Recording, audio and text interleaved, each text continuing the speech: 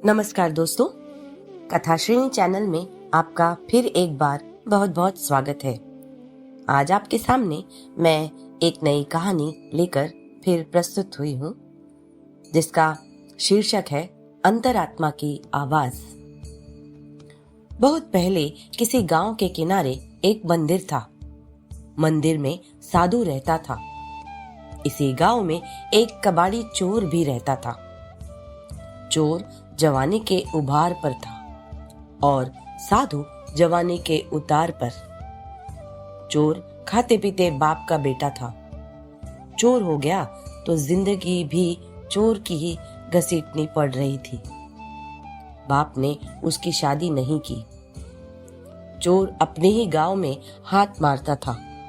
लोग उसे कबाड़ी चोर कहते थे, क्योंकि वह छोटी छोटी चोरी ही करता था।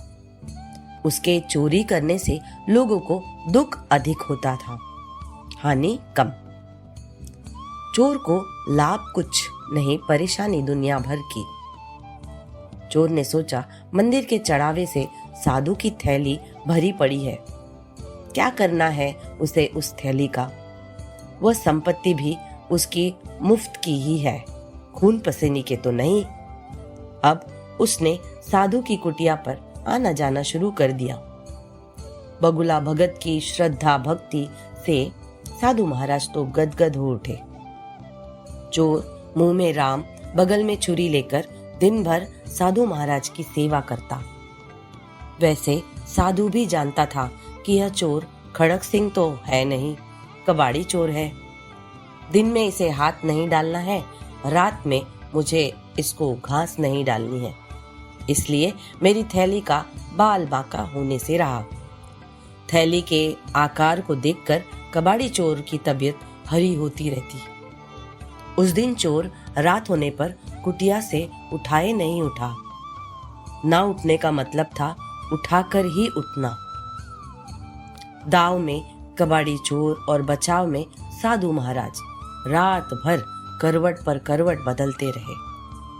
जब मुर्गे ने बांग दी तो साधु महाराज की जान में जान आई। अगले दिन से साधु महाराज रात को थैली बाहर रख देता और सुबह भीतर। साधु रात भर खर्राटे भरता रहता। चोर रात भर थैली को ढूंढता थक जाता। घनघोर अंधेरी रात में साधु की आत्मा ने कहा, तू पापी महात्मा है, उस थैली से तेरा क्या लगाव, बेचारे चोर का भला कर। उसी रात चोर की आत्मा ने भी कहा, 2 आंख, 2 हाथ, 2 पैर, 6 संपत्ति भगवान ने तुझे दे रखी है, तू उनका दुरुपयोग मत कर। चोरी के चक्कर में पड़कर जिंदगी को गंवा रहा है। चोरी से तौबा कर। करने वाला क्या नहीं कर सकता। जब तक नियत में फितूर रहेगा, तब तक भाग्य भी तुझ पर मेहरबान नहीं होगा।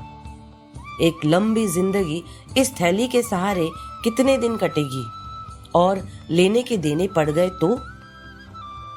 उस रात साधु ने वह थैली बाहर नहीं रखी।